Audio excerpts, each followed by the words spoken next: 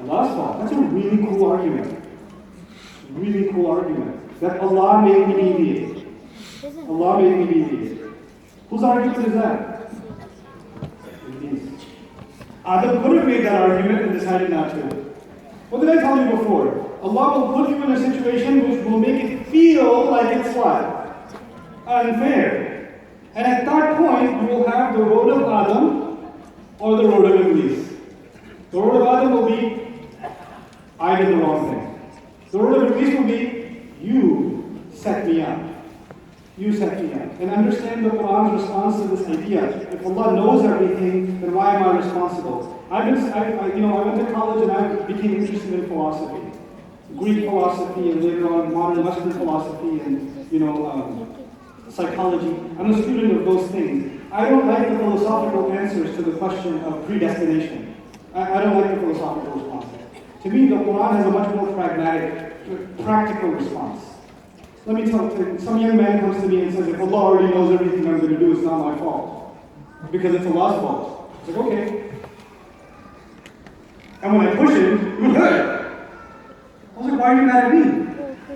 Because you pushed me. I was like, no, according to you, anything wrong I do is whose fault? According to you, it's Allah's fault. So when you mess up, it's Allah's fault, but if I mess up, it's my fault? That doesn't work. And if you want to live by this philosophy, you should never hold anyone responsible for anything. Can you live like that? If you can, if you never feel angry at someone who smashed their car into yours, or someone who slapped you as walking down the street, or somebody who stole your money, you say, Allah, Allah, Allah, Allah, Allah. Not your fault. I know, you didn't do it, it's Allah. Yeah, Allah's doing it again. If you can live like that, then make this argument. And if you can't live like that, then stop being a hypocrite. Because if you want everybody else to be held responsible for their actions, then you don't get a free pass. You understand? And so anyway, coming back to the story, Allah Azza tells him, or he tells Allah, because you made me deviate from course, لَأَقْعُدَنَّ لَهُمْ صِرَاطَكَ الْمُسْتَقِيمِ I will sit there waiting in ambush on your straight path. That path of yours that's straight, it should have been the straight path. He said, your straight path. This is anger talking from the devil. He says, this path that you have created for Adam, that apparently you think he's going to walk, that you made me deviate from, because I used to be on it too, you know. I know your path. Now it's Adam's turn, right? Wait, I'm going to sit on that path of yours that you love so much, and I will show you how I will make him deviate just like I deviated. You made me deviate, I'll make them deviate. That's why I'm going to do it. I will sit there waiting in ambush. This is very heavy, folks. That means anybody who wants to do the right thing and take one step in the right direction, who's waiting? Shaitan's waiting.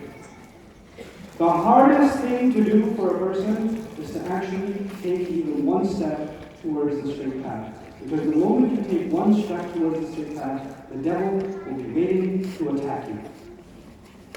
He can't stand anybody taking a step in the right direction. He will leave you alone if you're on a deviated course because you're a teen shaitan. But the moment you turn back towards this road, and he says, I will attack them. Then I will come at them. I will attack them. I swear, I swear, I swear. I will attack them. And then he says this in 4 directions. I'll attack them from right in front of them. Right in their face. I will attack them from right behind them. I'll attack them far from their right and far from their left. So the front and the back are close, and the right and the left are far. Now let's talk about the front and the back. I've given a khutbah series just on this, so I did homework for you after this is done on my Facebook page and also on our YouTube page. I've given a khutbah about how does the devil attack you from the front, how does he attack you from the back, how does he attack you from the right, how does he attack you from the left. I won't go in detail today, I'll simplify it for you. When he says, I'll attack you from right in front of you, I will put things in front of him that are so haram, but so juicy, that he will have to make a lot of effort to go around them. And he's just I'm going to make it so difficult for him to fight his greed, fight temptation, fight the opportunity to say something wrong, to do something wrong, to give right into impulse, to just let their anger loose. I will come right in their face and say, just do it, just do it, just do it. Come on, you know you want to. And they'll do it. That's the easiest way they'll get you. They'll get you. Right in front of you. What's in front of you is also your future. I'll make him think about how if he follows your way, if he follows the straight path, then he's going to lose something. If you follow Allah's way, you're going to lose your friends. You're going to lose money. You're going to lose the opportunity. You're going to lose someone you love. You're going to lose a relationship. Whatever you lose. Because if you follow Allah's way, maybe you'll have some kind of loss. And they're going to think about their future and say, I don't want to lose anything, so I don't want this path. I want to stay safe. Then I'll come at them from behind. And I'll remind them of their past mistakes. And I'll remind them that their mistakes are all they're worth. Every time they start thinking they can make a step in the right direction, I'll tell them, you're going to go on the right path. Remember what you did last year? Remember what kind of loser you are? Remember what other people think about you? Remember this and remember this and remember this? And if the devil doesn't remind you, he'll use other people to remind you. And they'll come and remind you, you loser. You think you're going to go on the right path? Please. You're beyond hope. The only thing you should do is walk backwards on this path. Live in the past. Live in the past. Also, it means when he attacks from behind, remember I told you all of us have had some traumatic experience? So you're going to look at your past, you're going to hold on to something bad that happened, you're not going to let it go, and you will justify your behavior because you're holding on to it. You'll use that as a crutch and say, this messed up thing happened to me, this is why I'm so messed up. This is why I do what I do. So, وَمِنْ خَلْفِهِمْ. And then he comes to you from your right, which is the scariest. Remember I said, عَنْ أَيْمَانِهِمْ. Imam Razi comments, min and an. An is further away. So I said, far from the right. And here's how human beings are. Human vision. If I'm walking on this is cool, this is a straight path right here. If somebody's on the far right of me and I'm looking straight, can I see them? The moment they come closer and closer, I can sense them. But if they're farther away, I don't even see them. And if they're on the far left, I don't see them, right? The idea of عَنْ أَيْمَانِهِمْ وَعَنْ شَمَائِلِهِمْ, on their far rights and on their far lefts, means I will attack them in ways they can't even see. See, if someone's right in front of you, you see it. Somebody's right behind you, you see it. But these are the sneakier attacks of the devil. He says, if I can't get them from the front and the back, then I'll come at them from the right. Now, you guys know that in heaven we are people of the what hand? People of the right hand. The right hand is associated with good deeds. You know that, right? And people of the left hand, because the left hand is associated with what? Bad deeds. Here's the crazy thing. He will try to destroy us using our good deeds. And then he will try to destroy us using our bad deeds. How can he destroy us using our good deeds? Because when he, just like him, did he do a lot of good deeds? And because of a lot of his good deeds, he felt that he is more worthy. And he compared his good deeds to others, and said, they haven't done as much as I have. I'm pretty good. I'm pretty worthy. The moment you and I become impressed with our good deeds, we have fallen into the devil's trap. And we didn't even know it. And you keep on doing more good deeds, and even more good deeds. And people come to you and say, MashaAllah, you have done so much good. And you say, yes, I have. I am pretty awesome and humble. The moment you do that, you have ruined everything. Because the devil came and took all of those good deeds and multiplied them by 0, because those good deeds were supposed to make you humble, not arrogant. They weren't supposed to give you a sense of superiority over anyone else. They weren't supposed to do that. You know, good deeds in the Quran are described as somebody climbing a mountain. Climbing a what? Mountain. The higher you climb on a mountain, the more progress you have made. The further from the earth you are. But the higher up you are, the riskier it gets, doesn't it? So if you get really high up on a mountain, like, I'm going to let go of this rope, I'm doing pretty good.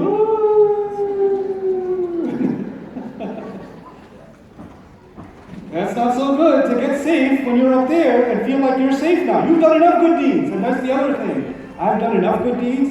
Now I need to focus on everybody else's good deeds. There's people like that. People that have no time to concern themselves with their own. They just say, man, alhamdulillah, Allah has already guided me. I already graduated from guidance school. And now I can worry about everybody else who's misguided. Look at these people, they do this. Look at this one says this. Look at this one do this. Astaghfirullah on them. Astaghfirullah on them. Astaghfirullah means I ask Allah's forgiveness. What you actually are saying is they should be asking Allah's forgiveness. You ain't asking forgiveness for yourself because you don't even see that you're doing something wrong. You're only obsessed with somebody else doing something wrong. And here you are thinking you're doing the world a great service. There will be people whose only obsession will be correcting someone else. That's their only obsession, correcting someone else. And when are you so obsessed with correcting someone else? When you are convinced that you don't need any correction. You're good.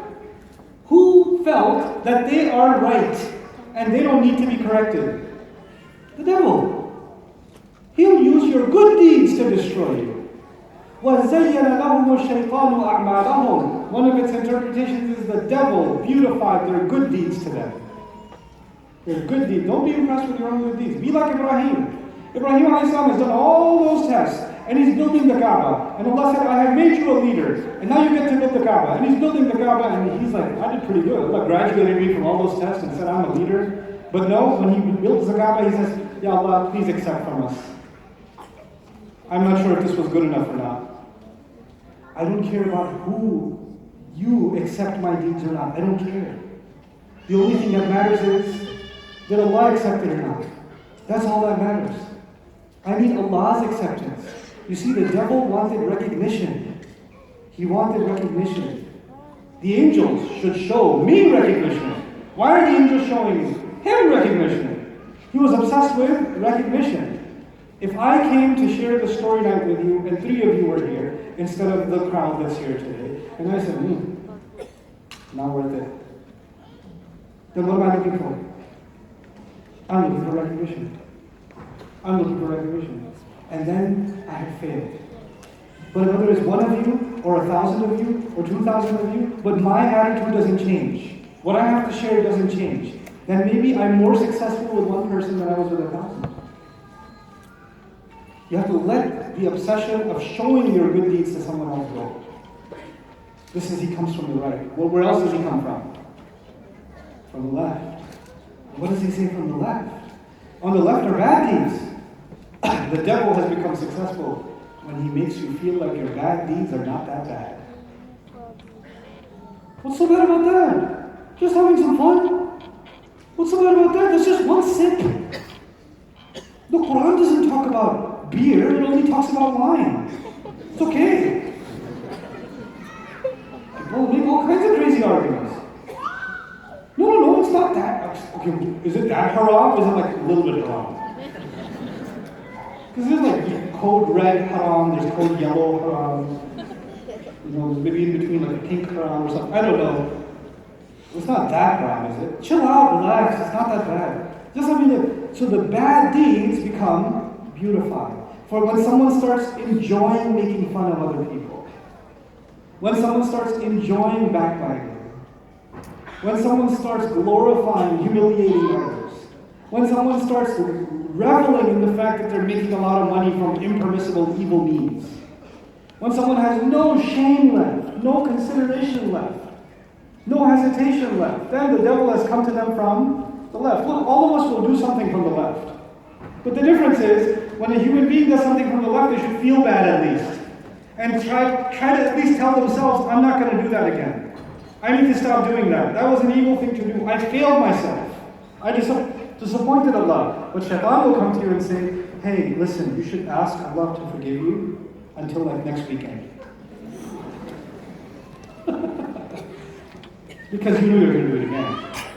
Seriously. Just actually book it now and then do istighfar later.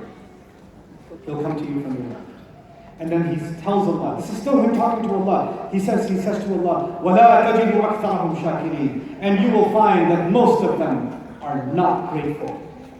Most of them are not what? This is the first time we're learning about grateful. Up until now, there was arrogance, remember? There was disobedience. So I imagined that he would say to Allah, you will find that most of them are not obedient. Just like I wasn't obedient. Or you will find that most of them are not, most of them are arrogant. Just like I was what? Arrogant. But instead of saying any of that, he said, I will prove to you that most of them are not what? Grateful. Where did gratitude come from? This is the Quran's way of teaching us its own version of opposites. Listen, this is going to be a little brain juice for you. So listen carefully. The opposite of good is bad. The opposite of light is dark. In the Quran, the opposite of arrogant is grateful. Instead of the opposite of arrogant being humble, the opposite of arrogant is what? Grateful. If you're grateful, the devil can't get to you. If you're grateful, the devil can't get to you.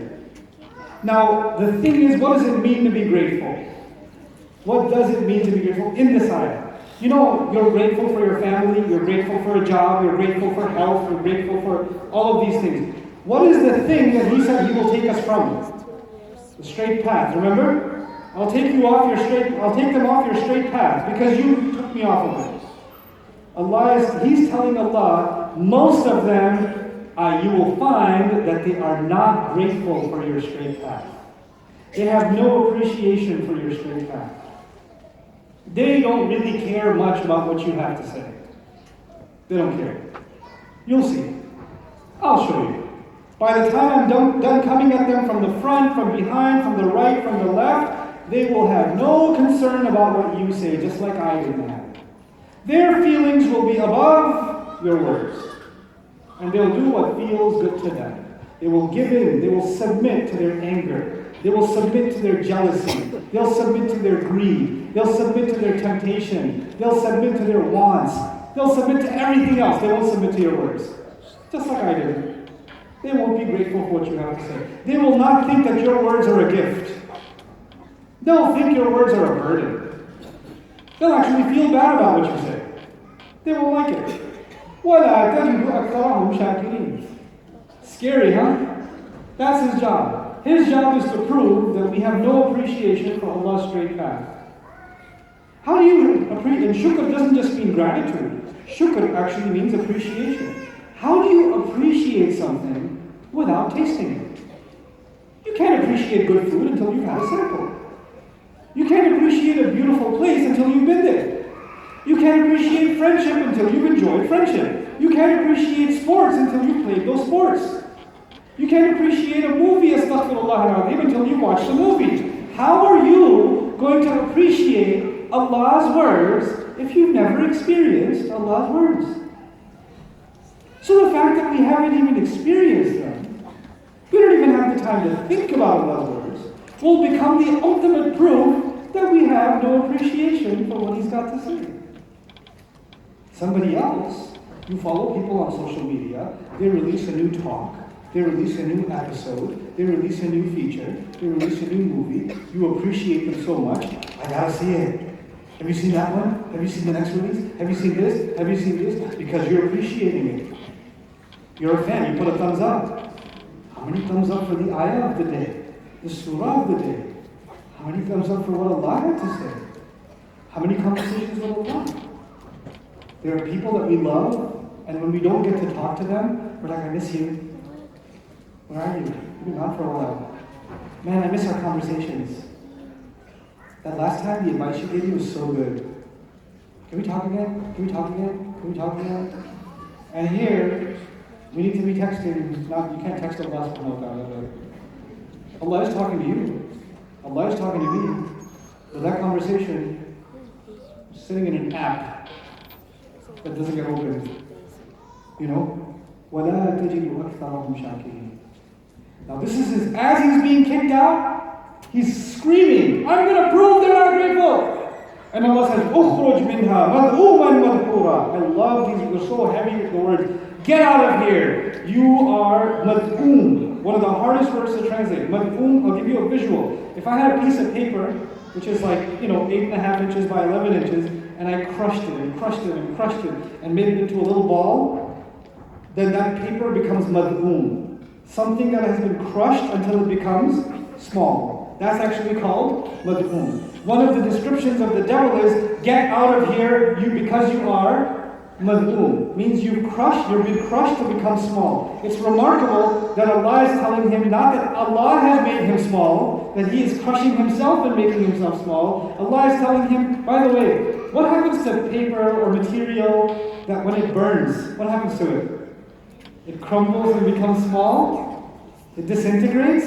That's actually the word being used for the devil. Allah is telling him, your anger, your jealousy, your hate, your obsession with proving that somebody else is a failure, that somebody else is a loser, this obsession is crushing you and making you smaller.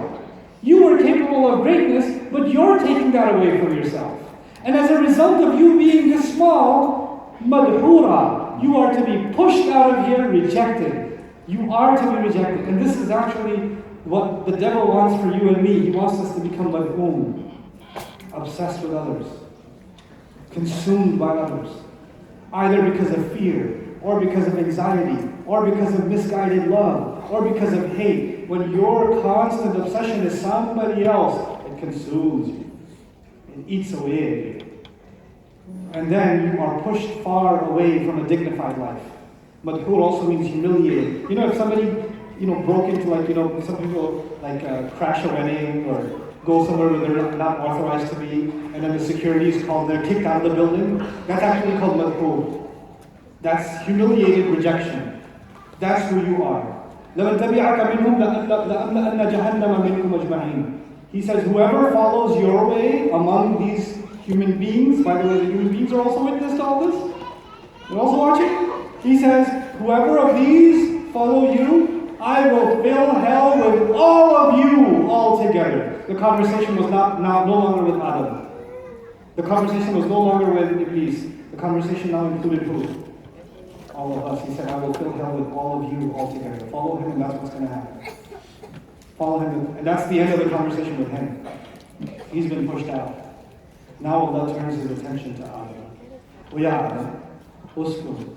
I'm pretty sure Adam alayhi salam is pretty anxious at this point.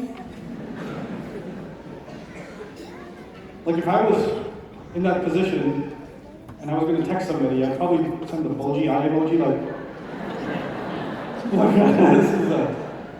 was really intense. So Allah says something really awesome to him. He says, uskun, calm down, be settled. Uskun comes from sakina. Sakina means to be calm, relaxed. Also means to live. So when you live in peace, when you live settled and calm and relaxed, that's actually second. So he said, uskun anta wa zawjuka. Settle down you and your spouse. Al-Jannah. Where should you settle down? Instead of saying in heaven, he says settle down across all of heaven. Meaning all of Jannah is your place to find peace. Go wherever you want. And both of you can eat whatever you want here. By the way, Allah started this sentence by saying, Adam,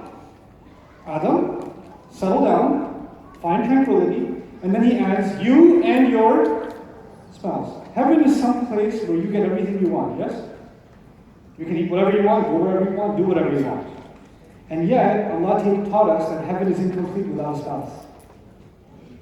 So he says, you settle down, but I know you don't want to be alone. All the fruits in the world, and all the palaces, and all the waterfalls, and all the beautiful things in heaven are not going to make you happy. What will make you whole? Spouse. So you and your spouse, now you can enjoy heaven. Alone, a human being can't enjoy things.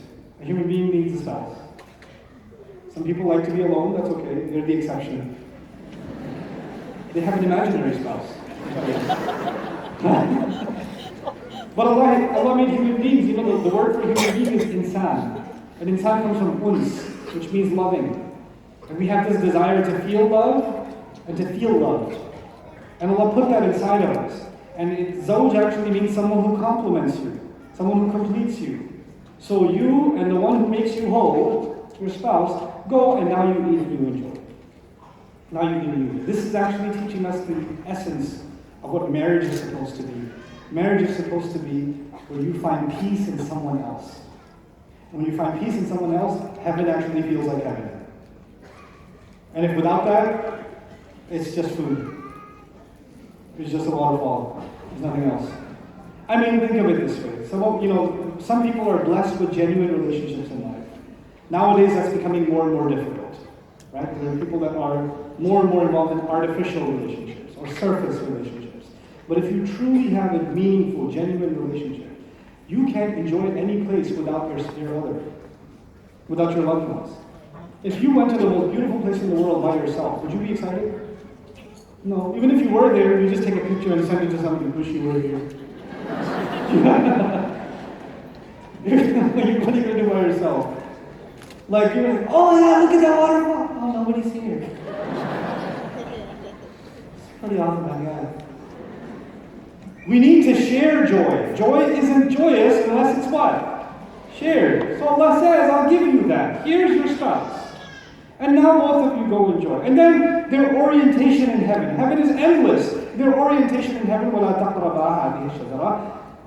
Listen, both of you, don't go near this tree. Now the word this is different from that. When I say that, that's far away. When I say this, it is what? Nearby. I said, don't go, either of you, don't go near this tree. فَتَكُونَا مِنَ الظَّالِمِينَ. If you go near this tree, then you will both be considered from those who do wrong. From those who do wrong. I don't want you near this tree. Heaven is endless. It's much bigger than the earth. Its size is the size of the skies and the earth combined. There are endless trees, endless food, endless whatever you want. There is no restriction, nothing is haram. Do whatever you want, but just don't come anywhere near this one tree. And it was marked, it was specified, this is the tree you don't come near. Okay. And so now they're pretty happy. And they're living in heaven. And the devil has been expelled. So the devil has no direct access to them. And when Allah Azza wa Jalla then gave them this instruction, the devil whispered to them. The devil whispered to them. The devil can't come to them anymore. He can only what? Whisper. And back then, the straight path meant anywhere you go is okay, except what? This one tree. And the devil had Wi-Fi. So he didn't have access to Jannah, but he just sent in a subliminal message, and he said something to them. He said, actually, first of all, this is where the story gets complicated. And I'm going to take my time and explain this to you. I hope I do a good job explaining this to you. The devil says, Allah says about the devil, لِيُبْدِيَ لَهُمَا مَا بُرِيَ عَنْهُمَا مِنْ سَوْآتِهِمَا. The devil says, Allah says that he whispered to them for the purpose of exposing them to the ugliness that had been covered. I'll say that again. The devil's goal was to whisper to them for what reason? He wanted them to be exposed, to expose to them what was covered of their ugliness. Okay? You would think he whispered to them to get them kicked out of heaven. He whispered to them to be humiliated. He whispered to them to get them in trouble with God. No. The devil's goal is very clear. He wants them to be exposed. Exposed to what? Their own ugliness. Their own ugliness. Now this has been interpreted in two ways.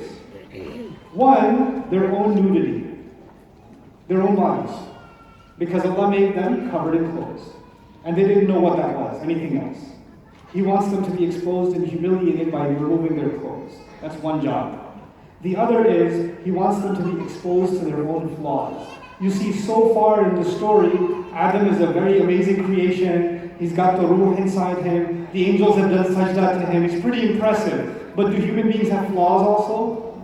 Yeah. He wants them to know that they are flawed. Because once they realize that they're flawed, they'll start thinking that they are broken and they can never be fixed. So he wants them to feel hopeless by being exposed to their own flaws. That's his goal. And how's he going to get them to do that? They're in Jannah. So he says to them, مَا نَهَاكُمَا عَنْ تِلْكُمَا الشَّجَرَةِ. He said, he didn't stop you from going near that tree. This tree over here. The reason he stopped you from going here is the following. إِلَّا أَن تَكُونَا مَلَكَيْنِ أَوْ تَكُونَا مِنَ الْخَالِدِينَ.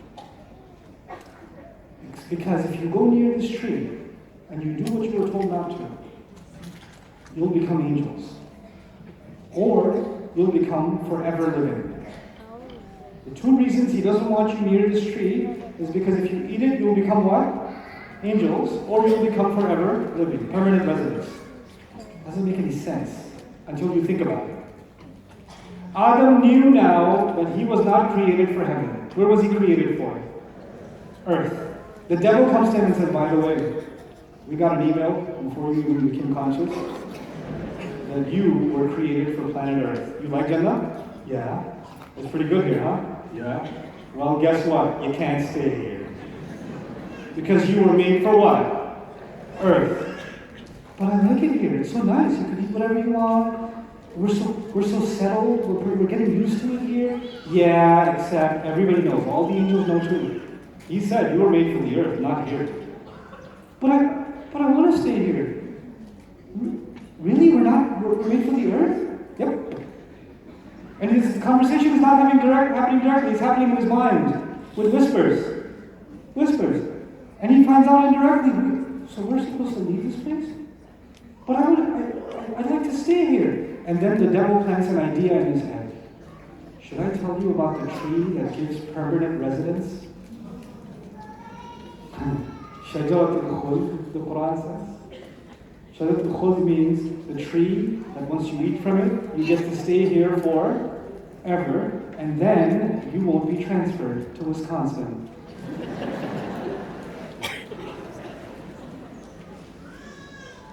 Really, if we eat from this tree, we get to stay here? Yep, look, the only people who get to stay up here are angels or permanent residents. And the only way you can do that is probably because that tree is keeping you, because if you ate from that tree, then you will end up staying here, and if you don't eat from that tree, the plan is to send you to the earth. So if you want to stay here, then, I mean, it's just one act of disobedience, but look at what you're going to get. Look at what you get to stay here.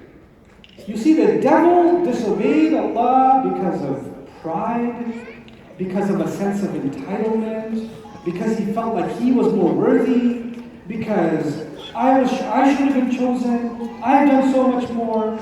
But Adam and our mother did not disobey Allah because of pride.